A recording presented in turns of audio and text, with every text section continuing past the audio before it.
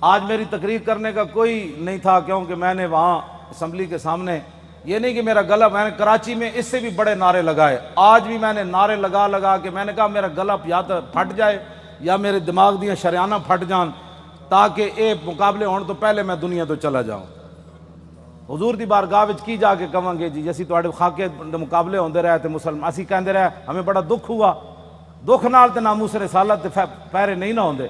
میں بڑا زور لایا کراچی بھی بھئی میرا کوئی نقصان ہوئے دماغ دا نہیں ہویا، آج بھی میں بڑا زور لایا بھئی کوئی نہ کوئی یا ہارٹ اٹیک ہوئے یا سر پھٹے، نہیں پھٹیا، ہون تسی کہندے ہو تو میں پھر زور لا دینا، پھٹتا نہیں پیا فی الحال، اجے کوئی کم ہونا ہے شاید۔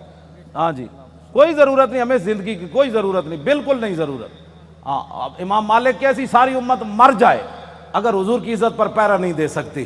آپ نے دینا ہے پیرا کہ نہیں دینا، یا مرنا ہے؟ ہاتھ پورا چکنا ہے، تھلے جدہ ہاتھ ہویا دا مطلب ہے وہ زندہ رہنا چاہتا۔ یا رسول اللہ لبیک لبیک لبیک یا رسول اللہ لبیک لبیک لبیک یا رسول اللہ۔